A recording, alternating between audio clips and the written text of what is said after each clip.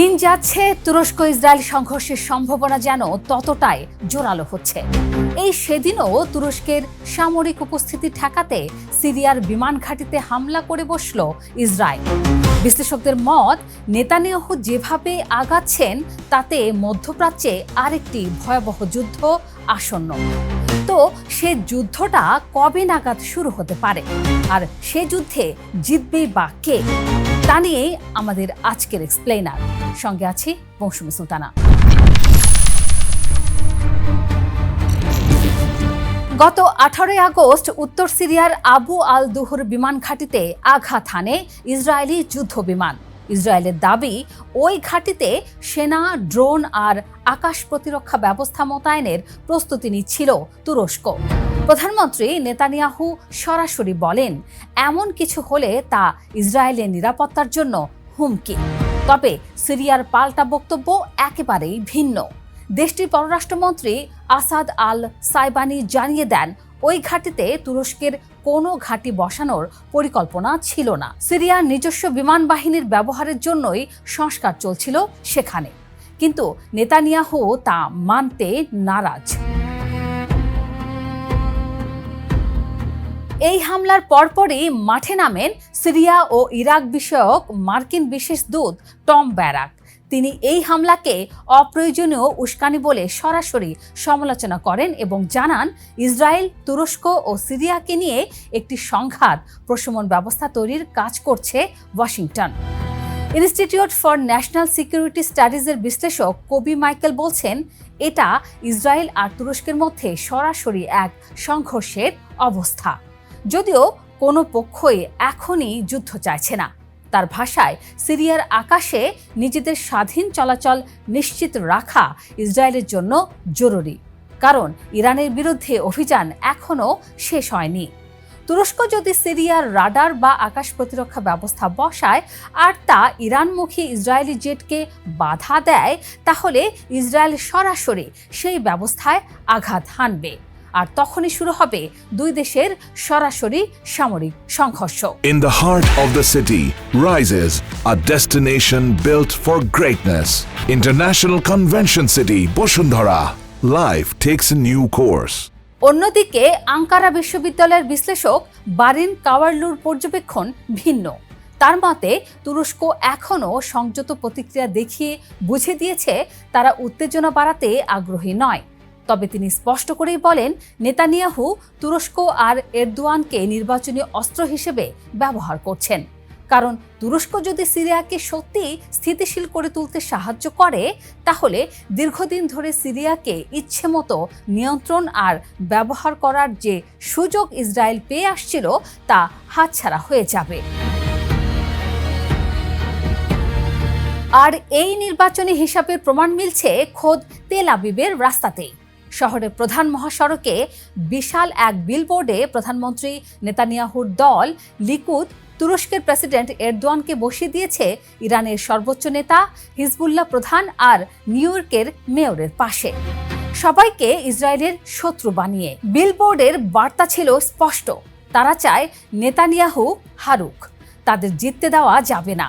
বিশ্লেষক আমোস হারেলের ভাষায়, নেতানিয়াহু 2023 সালের 7 অক্টোবরের হামলা থেকে শিক্ষা নিয়ে এখন প্রতিটি ফ্রন্টে আগে ভাগে আঘাত হানার কৌশলে চলছেন। গাজা, লেবানন, সিরিয়া সীমান্তে নিরাপত্তা বাফার জোন তৈরি করছেন। 2024 সালে আসাদ সরকারের পতনের পর সিরিয়ার ভেতরে 400 বর্গ কিলোমিটার এলাকা দখলে রেখেছে ইসরায়েলি সেনাবাহিনী, আর সেটি এখনও ছাড়েনি। ট্রাম্প যেহেতু ইরান, গাজা আর লেবাননে ইসরায়েলের সামরিক তৎপরতায় লাগাম টেনে রেখেছেন, তাই তুরস্ক সিরিয়ায় এখন নতুন ফ্রন্ট হয়ে উঠছে বলে মত তার। রাজনৈতিক হিসাব যে এতে জড়িয়ে আছে, সে সন্দেহ তাই জোরালো হচ্ছে। তবে তুরস্কও প্রস্তুত। বিশ্লেষকদের মতে, ইসরায়েল যদি তুরস্ককে ফিলিস্তিন ভেবে হামলা করে বসে, তাহলে ইতিহাসের সেরা ভুলটাই করে বসবে ইসরায়েল। কারণ তুরস্ক পুরোদস্তুর এক আঞ্চলিক পরাশক্তির মতো সক্ষমতা অর্জন করেছে। তাদের হাতে আছে টিসিজি আনাদোলু নামের হালকা বিমানবাহী রণতরী, যেখান থেকে চালানো যায় আক্রমণাত্মক ড্রোন অভিযান। এটি বিশ্বের প্রথম সামরিক বাহক জাহাজ, যেখানে প্রধানত চালকবিহীন যুদ্ধবিমান বা ড্রোন সফলভাবে অবতরণ ও উড্ডয়ন করতে পারে। আছে আকিনজি আর কিজিল এলমার মতো দূরপাল্লার আক্রমণকারী ড্রোন। আছে ভারী বোমাবর্ষণ সক্ষমতা। আকাশে আছে F-16 যুদ্ধবিমানের বিশাল বহর। সঙ্গে নিজস্ব প্রযুক্তিতে তৈরি নতুন প্রজন্মের যুদ্ধবিমানও যুক্ত হচ্ছে ধাপে ধাপে। আছে T-129 অ্যাটাক হেলিকপ্টার আর আধুনিক অ্যান্টিশিপ মিসাইল। অর্থাৎ তুরস্ক শুধু প্রতিরোধ করার মতো অবস্থানে নেই, প্রয়োজনে পাল্টা আঘাত হানার মতো সক্ষমতাও তাদের আছে। আর তুরস্ক ফিলিস্তিন নয়, এটাই সবচেয়ে বড় বাস্তবতা। গত 7 আগস্ট সৌদি আরব, তুরস্ক আর পাকিস্তান স্বাক্ষর করেছে মক্কা যৌথ প্রতিরক্ষা চুক্তি, যেখানে বলা হয়েছে 3 দেশের যে কোনো একটির ওপর সামরিক হামলা মানেই তা 3 দেশের ওপরই হামলা বলে গণ্য হবে। যদিও বিশ্লেষক কবি মাইকেল বলছেন, এই জোট এখনও ন্যাটোর মতো বাস্তব সামরিক প্রতিশ্রুতিতে পরিণত হয়নি, প্রতীকী গুরুত্বই বেশি। তবু এই জোটের বার্তা স্পষ্ট, তুরস্ক এখন একা নয়। ইসরায়েল ভুলেও যদি সরাসরি তুরস্কে আঘাত হানে, পাল্টা আঘাত খাওয়ার জন্য প্রস্তুত থাকতে হবে তাদের। কারণ তখন কেবল আঙ্কারা নয়, রিয়াদ আর ইসলামাবাদের দিক থেকেও চাপ আসতে পারে। আর এখানেই লুকিয়ে সবচেয়ে বড় আশঙ্কা। ইরানের সঙ্গে দীর্ঘ সংঘাতেও যে ইসরায়েল চূড়ান্ত জয় নিশ্চিত করতে পারেনি, সেই বাস্তবতা এখনও তাজা। ইরানকে ঠেকাতেই এখনও হিমশিম খাচ্ছে ইসরায়েল। বিশ্লেষক কবি মাইকেলের ভাষাতেই ইরানের সঙ্গে কাজ এখনও শেষ হয়নি তাদের।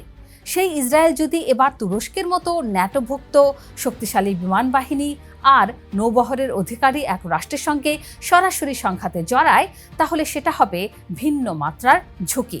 কারণ তুরস্ক আরও ভয়ঙ্কর প্রতিপক্ষ, সামরিক সক্ষমতায়, আঞ্চলিক প্রভাবে আর মিত্রশক্তিতেও।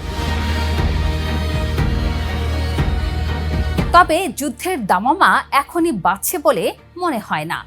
জেরুজালেম, আঙ্কারা আর দামেস্কো, 3 রাজধানী থেকেই এখন পর্যন্ত যে বার্তা আসছে তার সংঘাত এড়িয়ে চলারই ইঙ্গিত দেয়। সিরিয়া নিজে চাইছে ইসরায়েলের সঙ্গে নিরাপত্তা আলোচনা চালিয়ে যেতে, আবার তুরস্কের সঙ্গে প্রতিরক্ষা সম্পর্ক অটুট রাখতে। যুক্তরাষ্ট্রও একটি সংঘাত প্রশমন কাঠামো তৈরির চেষ্টায় আছে। কিন্তু নেতানিয়াহুর সামনে অক্টোবরের নির্বাচন যত ঘনিয়ে আসছে, ততই বাড়ছে নতুন এক সংঘাতের ঝুঁকি। আর সেই সংঘাতের প্রতিপক্ষ যদি সত্যিই তুরস্ক হয়, তাহলে ইতিহাসের সবচেয়ে বড় যুদ্ধ দেখতে হতে পারে মধ্যপ্রাচ্যকে।